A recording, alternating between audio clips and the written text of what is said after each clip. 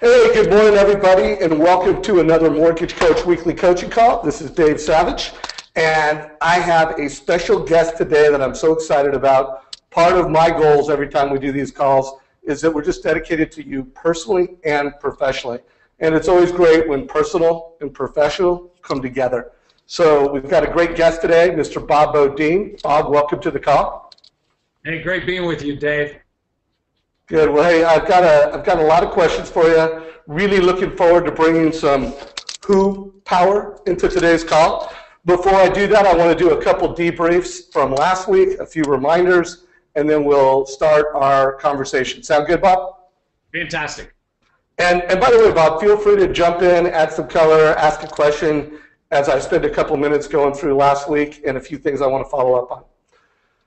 So last week we had an awesome interview. I interviewed former Navy SEAL Phil Black. Again, an amazing man, an amazing message on leadership. Phil talked about, as a leader, a Navy SEAL leader, a trainer for years, what is the price of leadership and what is leadership in one word? So from Phil's perspective, in 20 minutes, he gave us a TED presentation on what is leadership in one word. And Bob, I'm not going to put you on the spot to ask you what your word is, but Phil Black's one word was leadership is sacrifice.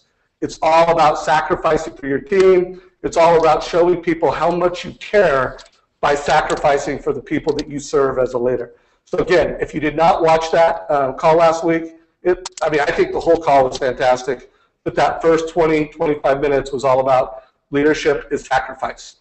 Also, and if I said, Dave, I'd say my word's personal. All right, it's personal. Leadership is personal.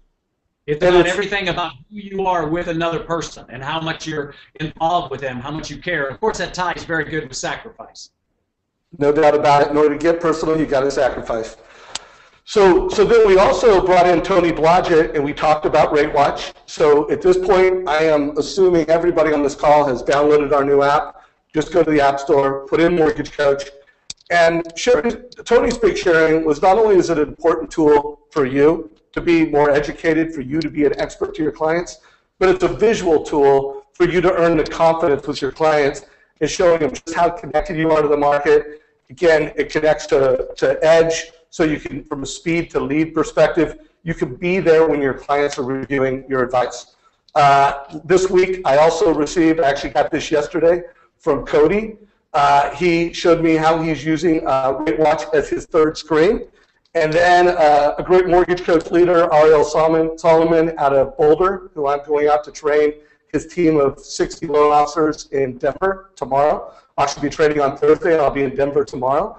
I was talking with him last night. It looks like he has got the bug. He's got Rate Watch on his desktop.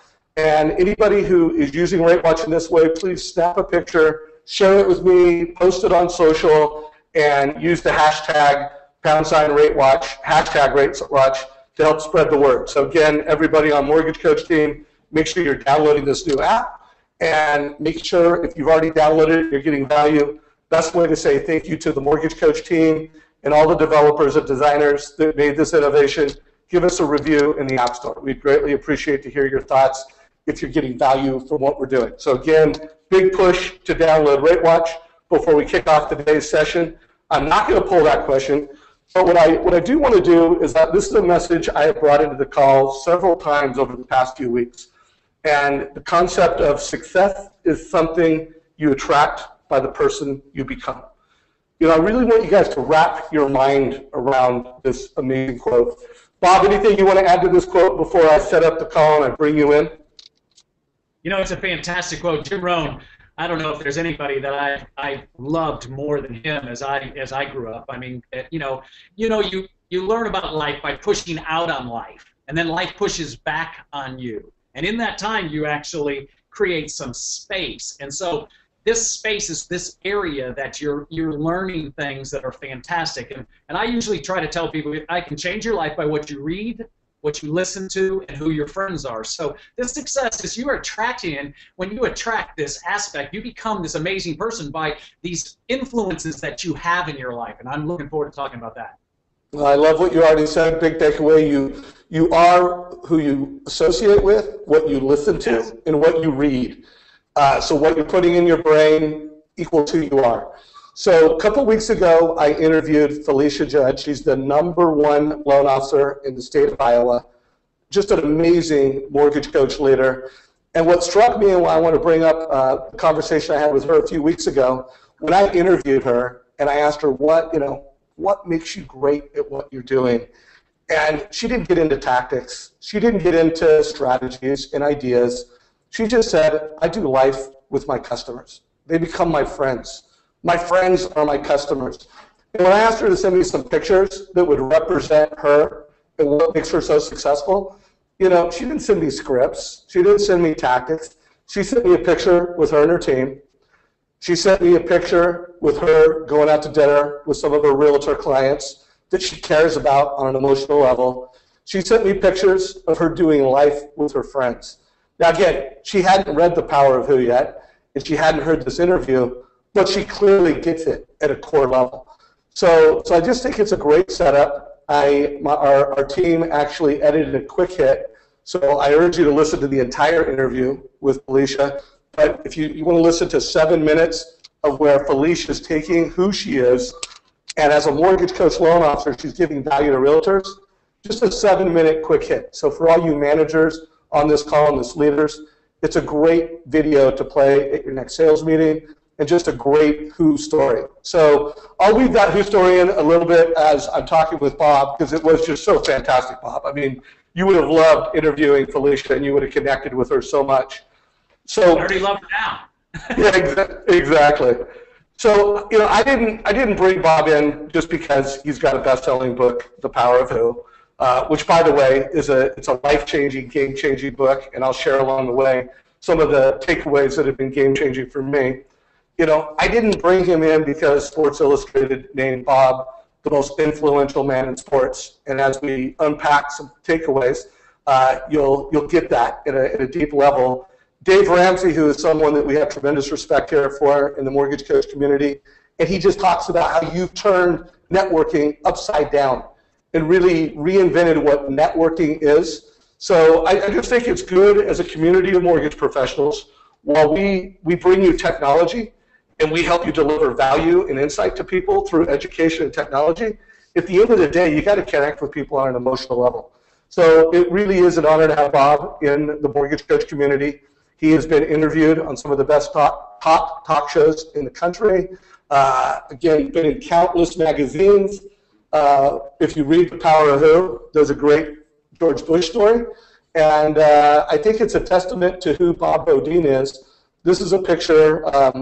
Frequently when I'm in Dallas, I stay with Bob at his house, which thank you, Bob, for bringing me in. And this was a huge gift. Bob is on the board of directors for the Texas Rangers. And this was an opportunity where I brought my best friend, Mark Brooks, someone who was in my wedding, and a high school buddy. He brought us to a game and just created amazing moments. So I didn't bring Bob in for that. I brought in a good who friend to bring in who skills.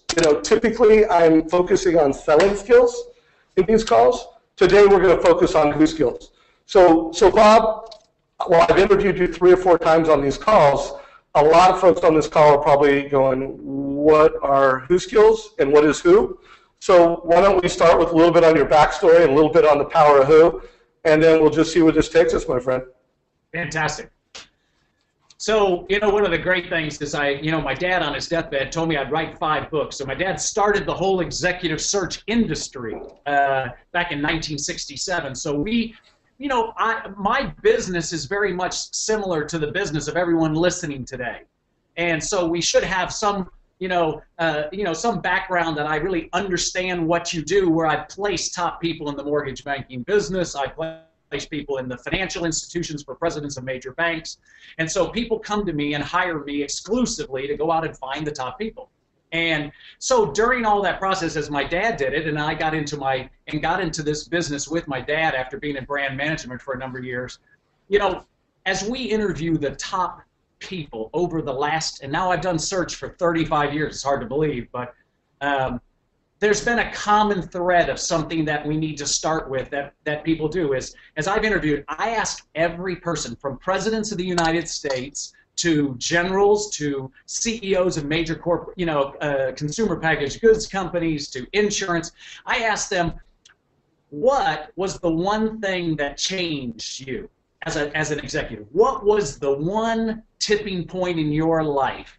And each of these people could tell me quickly about one 5-minute conversation that one person suddenly brought to them that changed the entire trajectory of their life.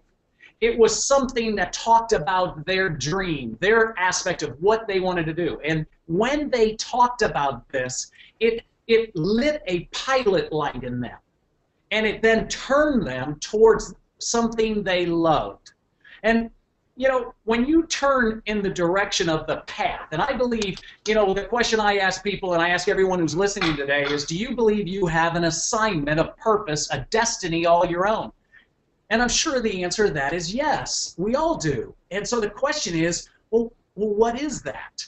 And so as we're going, these things, and when we talk about leadership, it has to be personal. It has to have something to do with people. And so I started with this thought when I started writing this thought of this book, of the power of who. I would have called it The Power of Friendship, but I got 5,000 people on Facebook are my best friends, right? So it's become, friendship has become disingenuous. And so today we have a crisis that's happening. In 1984, people could identify that they had 3 close friends. And in 2004, they had 2. Where are we in 2014? I believe that we're in a crisis. And the crisis is that we have lots of friendships, but no friends. And in the area of business, and where business and friendship is taboo, and I'm always confused by that, because let me get this correct. We're supposed to work with people we don't know and don't trust. I had to come up with a theory and a book that would remind us of what we know. What we know is true. And what is that? People matter most. God taught us, our heart knows it, but somehow over time, with technology and busyness, we've forgotten. We still stay in touch with a lot of people, and because you all as mortgage, bankers and people who are doing relationships in this whole field of mortgage, you're in the same business as me. We're in the people business. And so the problem is when you're in the people business, you can become numb to people.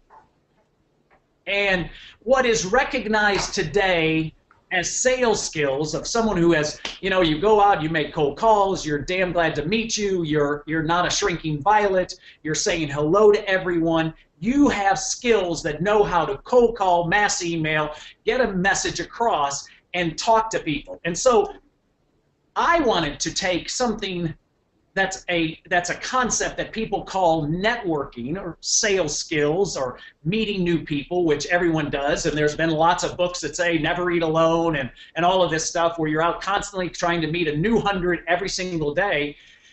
And I kind of found myself at a dilemma in my life, and when I was in my early 30s, and I kind of sat down with my dad, who was one of the icons in the industry. And so we had offices in Chicago and New York and LA and San Francisco and 15 countries in Europe. And my dad and I sat one day and I said, I'm at an intersection of my life that I want to talk about, because I'm really good at this sales thing. I like to meet new people and I like to do things, but I found, as I did a study when I was writing this book, that I had 5,365 people that knew me. They'd hug me. They say hello to me. It took me 5 million miles on American Airlines to do that. And then I did a study of who's touched my life, okay, and who's given me business out of the 5,365, and I was floored when I found out only 87 have. Then I had to stop and say to myself, okay, hold it a second, 87, but my business is successful and I'm out doing this, but I'm exhausted. I'm exhausted in life. And something, when you're exhausted, and in this aspect that our goal was to do a job we love, right, with people we love, in a place we love, where our family loved it. and we could do it for all the right reasons. That we couldn't be thinking about our job in the means of saying that I'm looking for, for position, power, and money, trying to get what is the fruit of success, right? So everyone's got this. The world that people are going to be, I'm talking about today, which I'm going to move you from sales skills to who skills, is the world to which we work in isn't working, in my opinion. And I'm the leading guy in search, and I place everybody in business at every level of business, from commissioners of sports to presidents of NFL and Major League Baseball and NHL teams to the head of tennis, golf. We've done every field of endeavor of sports. It isn't working. The CEOs of America have no friends. The higher you go, the more divorce. We have 29 million people out of jobs. They won't tell their friends they're out of a job. We have 69% of the people who have jobs that believe that a bad day at the beach is better than a good day at work. We got 80% of the country not using their number one talent. I mean, literally, when I go in and give a talk to college athletes, so to get into become a college athlete today, only 3% from high school move into a subject. They move from high school athletics to college, and only 3% can get a scholarship. And then only less than 1% of them can get into the pros. And yet, 94% of all college athletes, their fallback position is actually getting a job. Now, that's just staggers. And then we add on to that, we have 60% of the country not, they're not there's 60% of the country is getting divorced. So what's happened is something changed in this process for top execs, and people have found is that position, power, and money has not equated to peace, happiness, and contentment. If financial security, Dave, equaled peace of mind, then the richest people would be the most peaceful. If happiness equaled things, then why, as soon as I get a nice thing, what do I want? Another nice thing.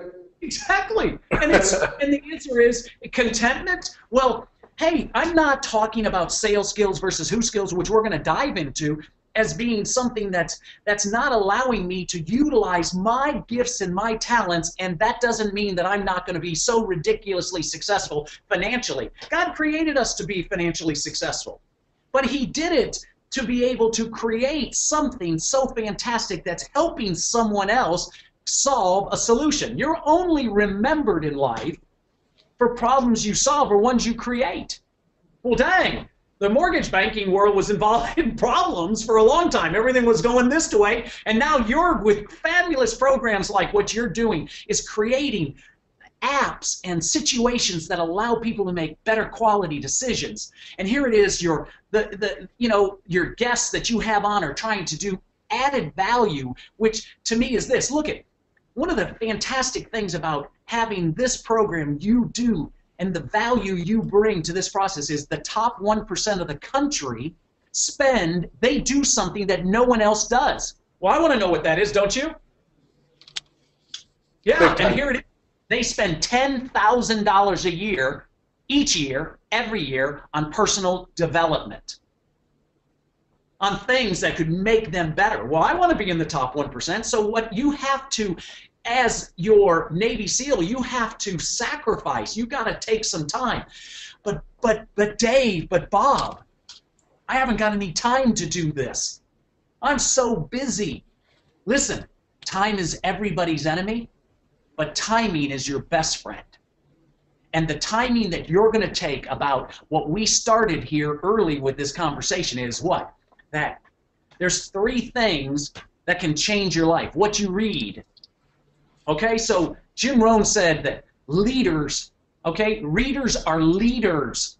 What you listen to. So what you're listening to today is going to spark this passion, this pilot light that turns you away from the fact that says, I'm just going to go make more cold calls, more mass emails, more stuff, and I'm going to strategically stop and build better relationships, deeper things. So when people talk about sales skills, I'm totally baffled by that, because what we have to talk about when you move from sales skills to who skills is who skills are about people. And we live in a fantastic neighborhood here in Plano, Texas, okay? And so if people don't know where Plano, Texas is, it's in the it's really in a hotbed. Texas is growing so fast, and they created this little city with JCPenney and Frito-Lay and EDS and Snapple and ExxonMobil, and every major corporation is in this little area. And then they created this little, my office, as you know, because you've been here so many times, is that when you were here, is they spend so much time around building a little kind of what I call a Pleasantville office area. It's all fake, and it's fantastic, and it's got lights for Christmas trees and cobblestone and everything. It's fantastic. And so in this little area, we had Zig Ziglar in my neighborhood. And Zig Ziglar said this fantastic thing to me one time before he passed away last year. And he said, "Bob, what do you think of this quote?" And it was a quote, I think, by John Maxwell. And he says, "People don't care how much you know until they know how much you care." And he says, "What do you think of that?" And I go, "Dang, Zig, I wish I wrote that. That's a great quote." And he said, "It's 2 words short." And I said, "Really, what's that?" He says, "People don't care how much you know until they know how much you care about them." What's about them? This is about other people. And so what your last guest spent all their time showing pictures is something that's a paradox. It's totally the opposite of what the world's taught of networking, which is more people, more contacts, more stuff. And what I'm going to try to show you is that in this is that less is better. Pare back your list. Talk more to your people. If you have 100 friends and I have 100 friends and we're best buddies, we don't have 200 friends, we have 10,000. Now, you don't have 100 friends, but if you had 50, you'd have 2,500 between us. But the magic of this is that to get that next big deal we want, it only takes one. So the premise of my book is this. In times of trouble, in times of situations where you're crushing, we're always in those times. So you're a person. You can't live your life in friends, family, church, clubs, associations like, hey, my church doesn't know I drink a margarita, and this doesn't know, and no one knows anything about it all. We're one person, one thing. And so your family has one issue. Your business has an issue. And if your business has an issue, your family has an issue. And if your friends have an issue, then I'm all in with you. And when people do some things, and that's what we're going to do, we're going to try to talk a little bit about that. But who skills comes down to one thought I want to start with, and that's just called a hierarchy of thought, right? And so there's 4 things that people think about when you walk in an office. And you should kind of know these 4 things. It's like me giving you the test answer before the test. And this differentiates sales skills from who skills.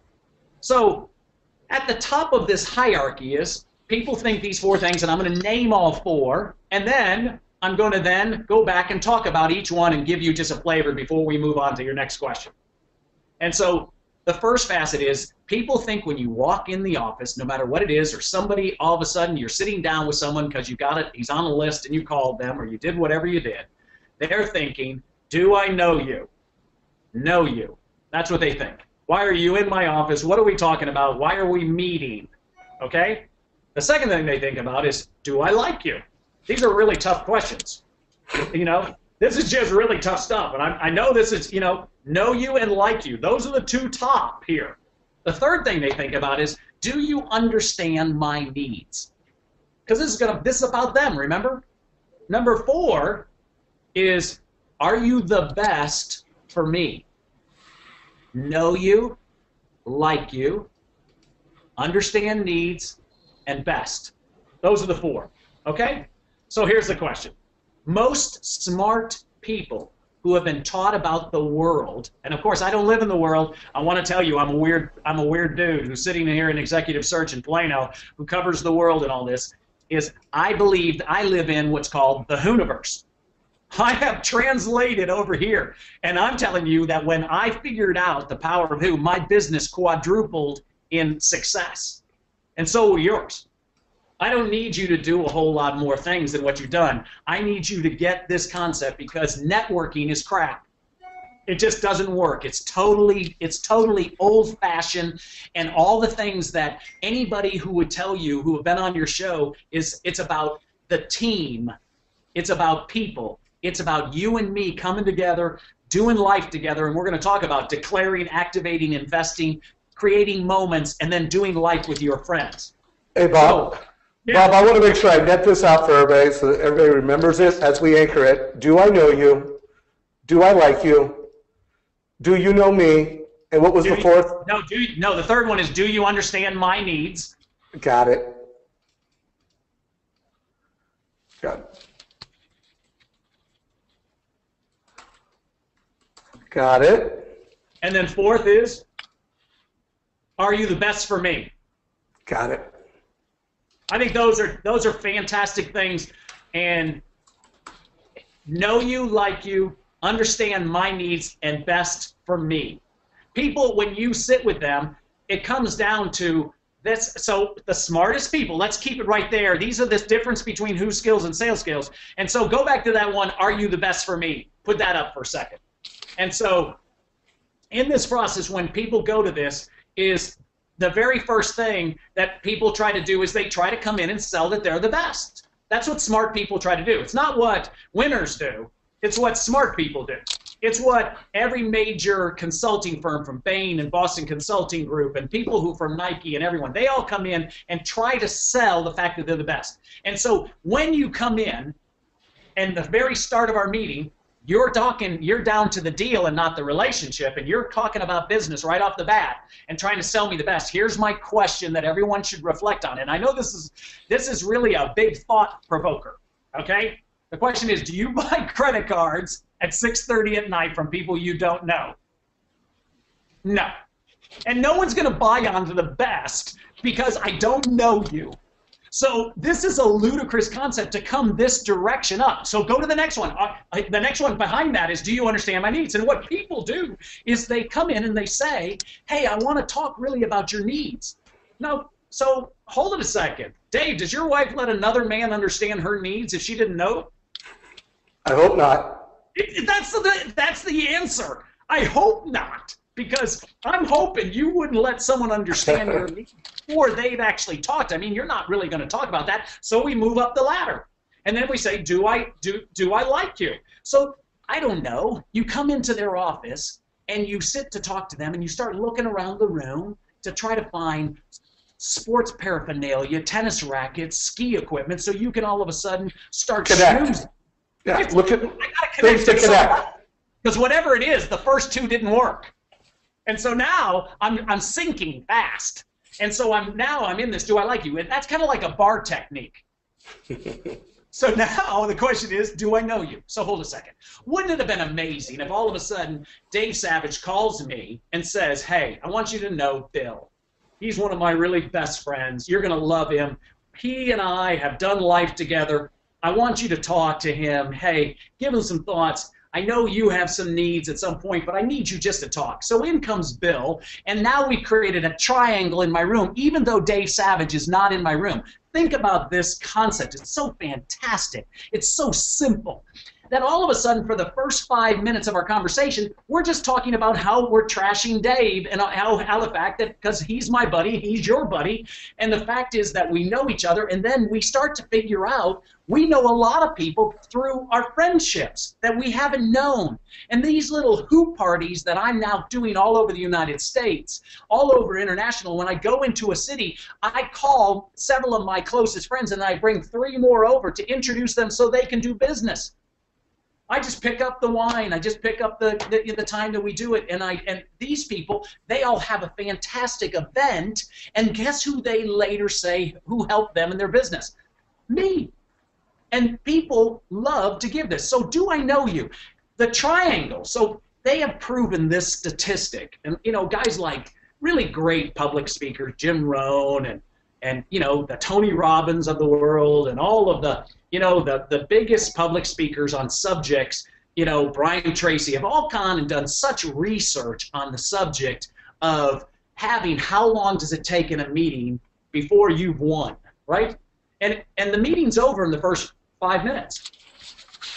And so, well, the first 5 minutes, I'm talking about Dave. And right off the bat, guess what? Move up to the next one. Let's go back to, do I like you? So now what happens is, I already liked you because Dave likes you. If you have a situation of do I know you, 87% of all people are placed in jobs and in deals through friends. 87. So that means that 87% over here on do I know you is through a friend, and 13 if you didn't know them. I don't know about you, but I'm already stopping the cold calls and the mass emails. So that was the premise of my initial book, right? Power of Who. You already know everyone you need to know. That's the subject. What? How would I do that? Your friends. Your friends have friends. And so do I like you? Do you know that you have a 94% of chance of getting my piece of business if I like you? I mean, so here it is. You just showed a picture, which I loved. That your guest's last name, her last name was Jung. What was her first name? Felicia. Felicia. How fantastic is Felicia to have the concept and the understanding at her age that she has a picture that she's showing of holding two hands of her friends. Listen to me. The power of who hugs and the rest of the world, handshakes. Now, if you and I go in for a meeting, and I go in before you, I mean, you go in before me, and you walk up and just do something fantastic, and he's just very impressed, and then you shake hands with him, you come out, and the guy's really, really interested in your company, and then I walk in right after you, and he hugs and kisses me on the cheek. Well, who do you think's going to win? So I'm not saying, so for anyone who's listening, that there's this concept that some people say, oh, I know what you're talking about. It's not what you know, but who you know and who knows you. That's a crappy concept.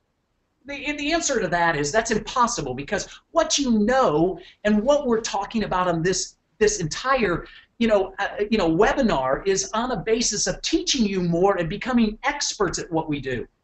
It's sacrificing, like our Navy SEAL, that I'm going to be the best at what I do in every category. But after I do that, then the critical piece of this is transcending.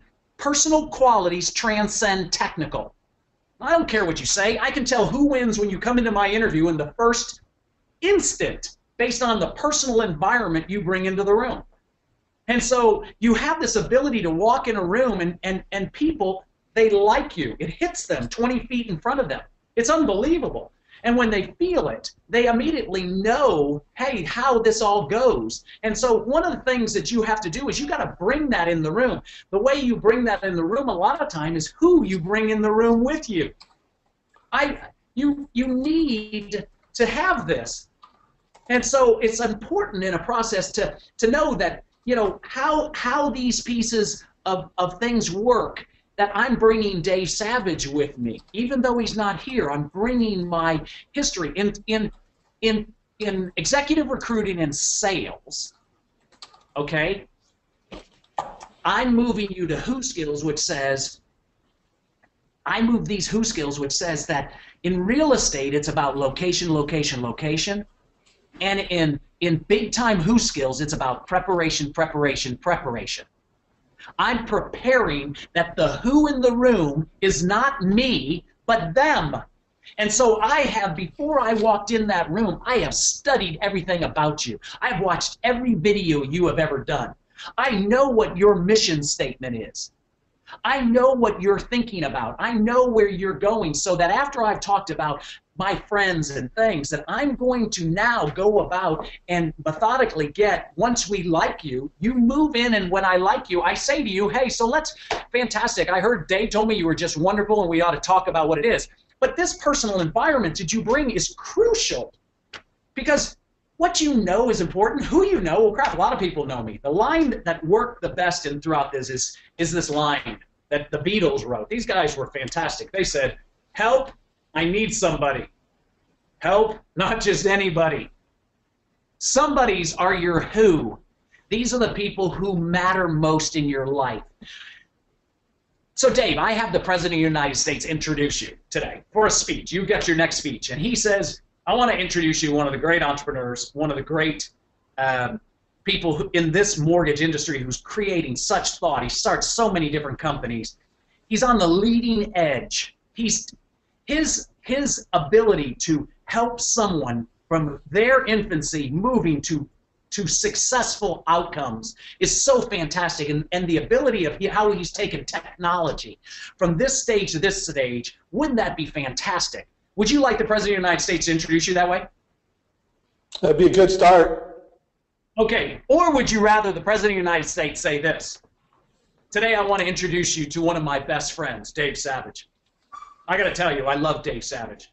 And when a president of the United States tells you that he has a friend that he trusts at the highest level, and that someone who I know you're going to trust, and when he talks, you'll know why a president of the United States says, he's my best friend.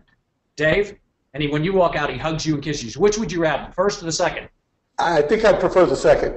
So this is the issue today of what? How you're introduced in life matters. What we really feel is that a lot of people feel they don't have any of these who things happening for them. And the reality is they don't see friends in business. And so one of the issues is how you view friends. Do you see your friends as resources and conduits to your success? It's very important that you understand that God did not give you the wrong who. That the whole aspect of our universe was created around someone who has actually created you to do great and mighty things. To think things that no one has thought of, that are astronomical, that are incomprehensible. And you need to be able to orchestrate and get these things into your life so that we start to think and dream bigger. How could I do that? Well, when I stand at some point, some people today who are listening believe that their current circumstances is disqualifying them from their dream. And I'm telling you, that's ridiculous. Your current circumstances do not disqualify you from your dream. The process of your thinking needs to be changed. That's where that's again why you read, what you listen to, and who your friends are so important. Because one conversation, as I started, remember? One conversation, 5 minutes can change the entire trajectory of your life. And so one friend is it. I'm trying to do some things around the country talking about one thought, one idea, and one friend, one who friend. And what happens in this? It's so important that people understand the concept of who skills as it relates to yaw, Y-A-W, Y-A-W. Okay, it's an acronym for the statement of you are who you associate with. You are a culmination of the last 5 years of who your friends are. My friends are different than other people's friends. Dave Savage calls me, and I call him to say, Dave, what are you doing? It's Who Friday. I just wanted to call and tell you I love you. I'm thinking about you. I'm praying for you. I want to tell you that you're fantastic. I want to tell you that you're going to do something today, that something suddenly, I want you to start looking for it. I want you to start seeing other people in a different way than you ever did today, because today is going to be a huge success for you. And then what happens is our hearts are stirred. Why? Because we were created to be stirred. We were created for this process that people would excite us in such a way that would then juice us to get going in some thought. That something's out there. My favorite quote in the world is this guy, G.K. Chesterton. And he said that the one thing in life that gives radiance above other things is that there's something great just around the corner. Are you looking for it? So many people have stopped looking. When you're sitting in your current circumstances and you're going, crap, I don't know what I'm going to do. I got this happening and this happening. You need to all of a sudden call a friend.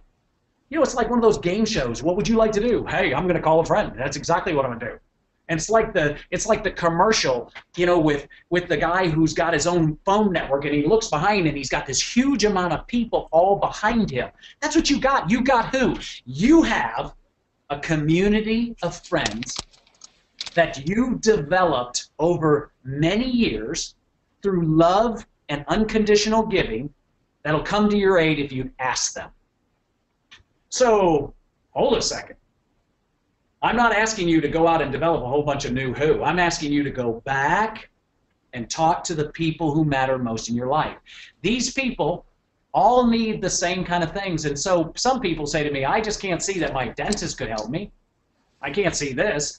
So these aspect is I'm really focusing in, and where I changed my whole life is the guy who's given me the most business in my career was not Roger Goodell, commissioner of the NFL, or David Stern, or now Adam Silver, who's the commissioner of the NBA, or Bud Selig, who I placed in his job, or any of Gary Bettman at NHL. The person who's given me the most business in history has been my golf pro. How? He gets it. He gets what? That you and I were created for friendship. That my goal is to help Dave Savage in any of his business. That, hey, that I'm all in. That I'm going to declare my friendship verbally, that Dave Savage is my friend and I love him.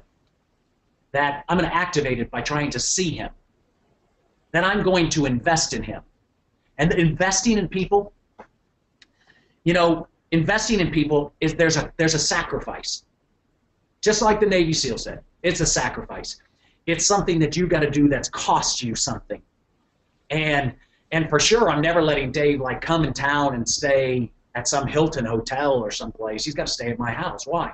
So that we can sit in the backyard and share a glass of wine. That we can talk about things that matter, our wives and our kids and my grandkids, and we can talk about things. And then I'm going to turn and we're going to discuss important things.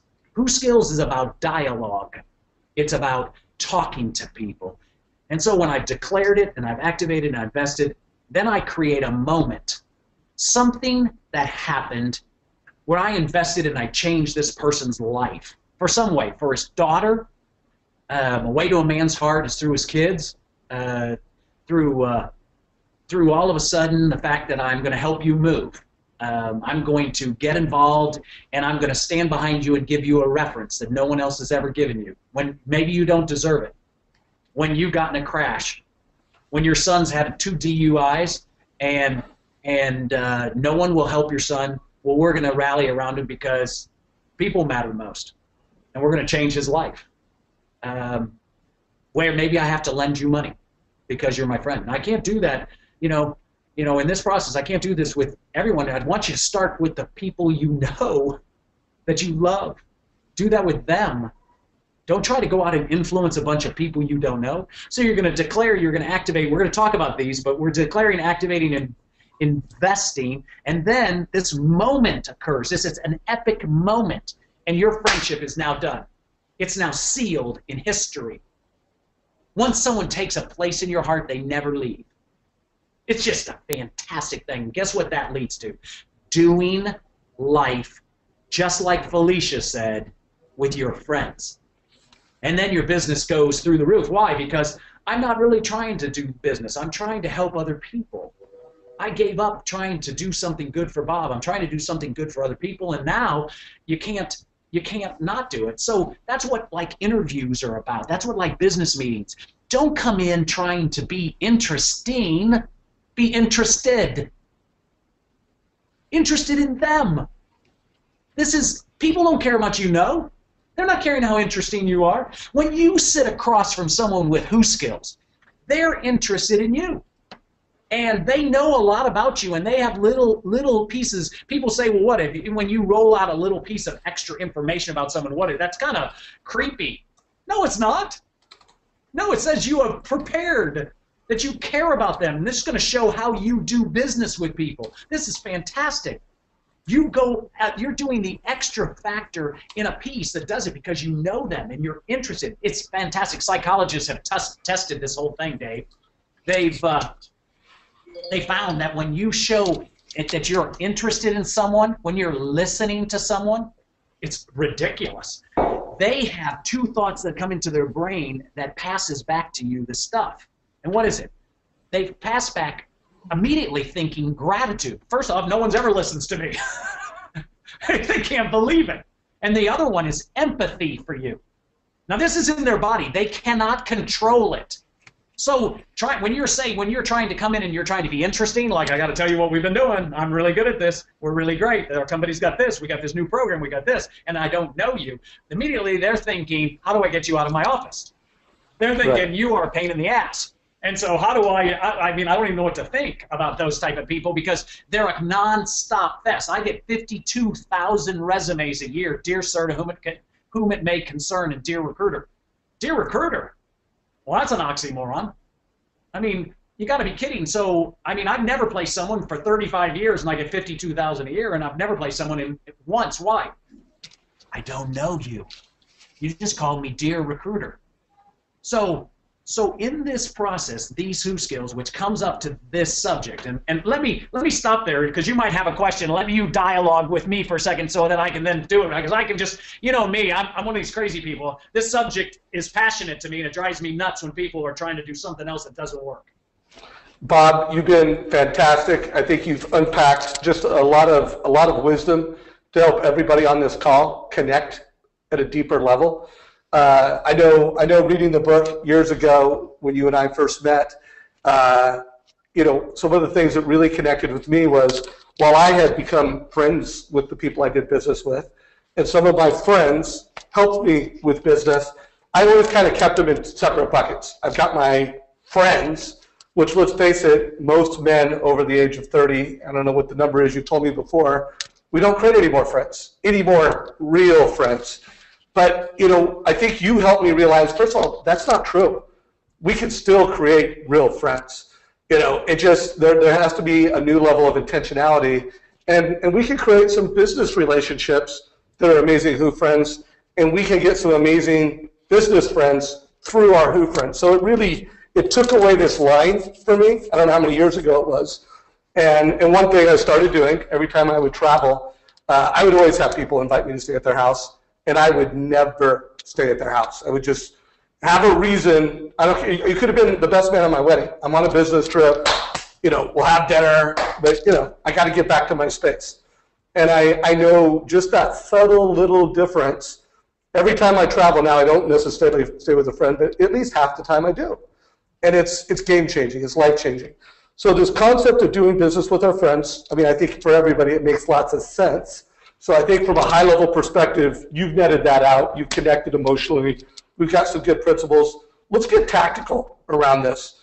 Let's get, you know, I pulled one idea. You know, we talk about having masterminds in our industry. Let's have Who parties. So that's a great idea to really connect your Who, people you're doing business with that really care about you, that are your Who. And then I know when you and I were doing some prep for this call, you talked about pinging, you know, are you just reaching out? You know, this concept of Who Friday is another game changer for me. So let's talk about executing a Who Friday, and let's talk about how we can ping our Who and how we can turn our business friends into our Who through just Who Friday. Let's drill down on that. We've got about 12 more minutes. One more thought, Bob, before you roll. If anybody has a question for Bob, put it in the questions. I will, one, try to bring it into our conversation as we wrap up over the next 10 minutes. And if we don't get to it now, we'll get to it next time we bring Bob into the mortgage coach community. So Who Friday, Bob? So we created a thing called Who Friday, which is on Friday. We stop working at 1:30, 2 o'clock, and everyone in our firm just calls our friends and talks to them and says, hello. I mean, how are you?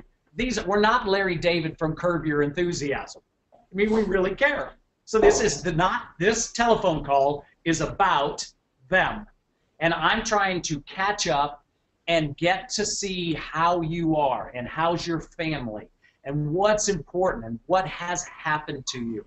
And there are all these little questions. And people today, when you really talk about business, they have strayed away from personal. And so we have to start, and a lot of people don't see their friends as resources and conduits, so why would I take any Friday to call my friends? Well, your friends have friends. All my business comes through my friends or my friends' friends. All of them. And I'm the leading search firm in the country in sports and entertainment. All of my business. When I tried to do this without having the Who Fridays and Who parties and Who skills, and I cared about Bob, you know, it was, I'm not going to tell you you can't outwork someone and outmeet someone and do something, and if you have a great product, it's great. I'm just telling you it's no fun. You got to have fun. You got to do something that brings joy, and you got to, and listen, my dad had 3 thoughts on Who thought, this aspect. So when I joined the firm, my dad said, this Mensa thought, Okay, so this is really big, and people here who are listening have to come to grips with this because this is big. There were 3 things he wanted me to know, having been at McKinsey, and he's in the top elite, less than 1% in brain power, and he said, there's 3 things that you got to know about our firm, and you need to write them down. I said, what? Okay, I'm ready. And he says, number 1, and I'm looking at him, and he goes, write down number 1. And so I said, okay. And he goes, make friends. 2, help your friends in every way possible. 3, don't be surprised if you do a lot of business with your friends. Now, this is fantastic.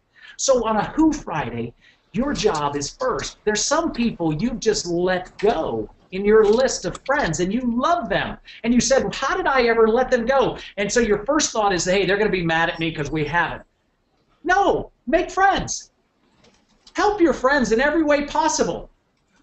Just help them in every way possible. Okay? And so next is, so I'm going to make friends, I'm going to help them in every way possible, and then I'm going to, don't be surprised if you do a lot of business with your friends. So what is this? The first facet is we need to communicate more often. One of the great sides of social media is the first aspect of declaring our friendship. So we've created this aspect of Who Friday, which calls you up and just talks to you and gets everything about you. And then at some point in my Who Friday, instead of, I'm going to spend on time on Who Friday and then say, how can I help you, right? And so it's important that you spend time asking the question, how do I help you? How can I do something for you? Is there anybody you need me to call on your behalf? And when you come in town, what's happening with your family? Do I need to help your daughter or your son? Or can I do this? And you'd say, gee, if I got involved in all these things, then I wouldn't be doing my business. Listen, when you do things that help other people, something great happens to you. There's the law of reciprocity.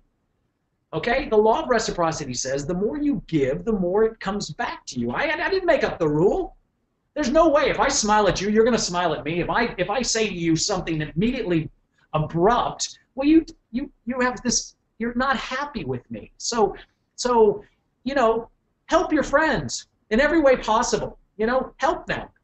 And so here's the thing that we also do. I think if there's some people you need, we call this the text messaging game. I'm going to text message my friends today, and I want each of you to start to think about this. It's just text them exactly what I'm going to say, okay? And maybe we can write this out so they can see this text on this as you go. What do you think about that, Dave? I will do my best, Bob. Here, I'm gonna read it out to you. Here we go. Hey, comma.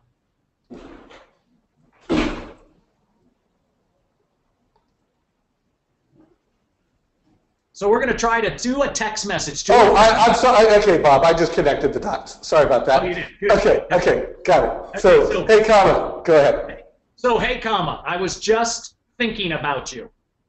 One of the most affirming things that you could say is, hey, comma, I was just thinking about you. Because people want to be affirmed in life, okay?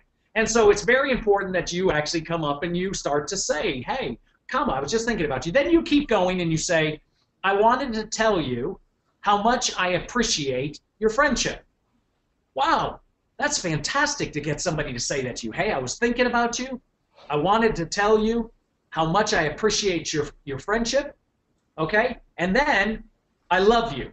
Now, can you say I love you to your friends? This is a life-changing thought. Okay? And so I think it's important that we send a text message to our friends, and then they're going to respond to you, and this declares something that says, I'm no longer in this world, I'm in the Hooniverse. And I found that this changes everything. And so I start this text because they sometimes come back sarcastic, right? And they say, hey, are you drunk? Did you what the heck are you doing? And the reason I say this is that I've got to move you a little bit away from the same way everyone and get towards what Felicia's talking about. Felicia just wasn't walking with her back. She was holding hands. And so people kind of say to me, really, can you say that? And what if they say, hey, are you drunk? Are you okay? You write back to them and say, no, I meant this for you. And then they come back blubbering with love to you. It's just fantastic. And then you now can activate something off of this with Who Fridays and all these other things. You know, the other day, Kevin Durant, who was in the Oklahoma City Thunder, won the MVP over LeBron James. And he made, and when he was there, if you saw it, if you didn't, get on the video and watch this guy, Kevin Durant. He comes out and said individually what he thought about every team member. It was fantastic. And he talked about them, and then he finished every single person. He did every single person on the team during the conference, which they just thought he was going to say thank you so much and get off. He wanted to go through each person, and then he said, I love you. And the difference making that does is, can you do that in business? And I found, listen, I don't have one client of mine today, not one, who doesn't say that. So if you want to jumpstart a business where you are, you have to connect with people, and you have to do it. You know, today, you know, there are sales statements that says it takes 5 times to call on someone to get their piece of business. 50% of Americans quit after the first call, 30% quit after the third, 10% quit after the fourth, and only 10% ever go for the gold. And my whole thought here is this. I'm going for gold with my friends. I'm going deeper with my 12 friends, my 3 close, and my 1 best. And those people have friends and friends and friends and friends, and all of these are in my book, okay, The Power of Who. And I've created a workbook that then goes into depth, that tries to show you and force everybody on the, listen to me, I used to think people tried to schmooze people into reading their books so they could make a lot of money. Then I read all their books, and I found that they were already rich. They were already trying to give me their secrets, and I could read and I could listen on podcasts and downloads, and I have all that, and I could then, all of a sudden, I could do something in this process with my friends, that I could do business with people I love, in a place I love, where my family loves it, and wouldn't that be better? And of course, I'm a living testament of that. And my thing is, all the successful people in your industry have bought into this concept of that people matter most. There's not any more little, it's not the little extra stuff over here. I expect you to do all that, but with that, when you have the best already, great people move up with people skills. Beautiful, Bob. So everybody go to thepowerofwho.com, and if you have not already bought this book, again, I'm a raving fan. Bob is a Who friend, and go through his workbook and bring it to your relationships, to the business relationships that inspire you, to the people that you want to do life with. Connect with them at a deeper level, and you'll be more successful. So, you know, when I prepped for this call with Bob, I walked away just thinking this. Always be Who curious, and always focus on delivering more Who value than you receive. And so, you know, as a mortgage coach audience on this call, the concepts of how you deliver advice are critical. And I can't help but align that to the way you deliver advice. I mean, do your best friends deserve more than a fee worksheet? You know, so often I see loan officers that they just bring the minimum standards to their Who friends, but yet for the rate shopper and the grinder who pushes them, they actually get better service than Who friends. So all you mortgage coach leaders, make sure each and every client gets your best experience, gets your best advice, and just don't be an app taker. You know, be sincerely interested with every client that you touch. Be more interested in them versus trying to be interesting. Be interested, not interesting. And again, you know, I got to remind everybody, make sure that you are downloading our Rate Watch app. It is the latest and greatest for mortgage coach. Big shout out to Dan Keller, who's going to be speaking to a large group of realtors today at the Washington State Board of Realtors, like 500 realtors. Again, Dan is a great Who leader. So Bob, you've delivered huge value today, as always. This call has been recorded. You know, I mean, this is a great call to go back and listen to it with some of your realtors on how to do life with people that you like, how to do life with people that you love. So Bob, as we wrap up today's call, what are some parting words? We are at the top of the hour, but I want to make sure, one, they know how to go to your website, know how to do business with you after this. Any parting thoughts or places else that you would like to drive the mortgage coach community? You know, what would be helpful, and so one of the things I found when we started out in this conversation is that, look at how do you Who without if your friends don't know how to who, right? So what good is it if you knew what we were talking about without them? And so Right. I want you to, you know, you could take one of my books and go in and then start and say, hey, you're my who. When I read this book, I thought about us. And now you're sharing these actual relationships, and they go, oh my gosh, I didn't know you really wanted to be a friend. Just like that. So every day, like again, one of the things we started with is that this concept is that it's so important that 5 minutes can change your day. And so every single morning on Facebook and LinkedIn and all of those which are, you know, on my site, but especially on Twitter, at the @ YOU got who, YOUGOT who. And every day I put up inspiration and encouragement. I've done it for 7 years, and I do it 5-6 times a day, doing something that tries to spur you on and give you some juice. It's not about selling anything. It's about me doing it. So definitely go to powerofwho.com. You know, I'm in the executive search business, so from time to time you can check out our website at Eastman, EASTMAN-Beaudine.com, and go there. But hey, join me, dialogue, send me a tweet. Tell me what happens when you called your friends and said, hey, I was thinking about you. I wanted to tell you how much I appreciate your friendship and I love you. What was their response back to you? And then get them, force them to say, they can't say just ditto, they gotta say, I love you back. Just say, where's the love? And let's push that out. So I cannot first stop and say, Dave, I love you, I appreciate you, you're a great friend, and anything I can do for you always, you know you can count on me. Well, I appreciate that, brother. I love you too. Everybody on this call, you know, we all read a lot of affirmations around success. So when you follow Bob on whether it's Facebook, Twitter, wherever he's at socially, think of that as your who affirmations. So when we all need it, and we all need the reminders. To Bob's point that he started the whole call on, we are the sum total up here of what we read, what we hear, and who we do life with. So I hope everybody on this call starts doing a little more life with Bob Beaudine. And Bob, I'm grateful. Thank you, brother. And can't wait for our next interview. Can't wait for our next cigar and wine on your patio. We're doing it soon. Right on. Take care, everybody. See you, my friend.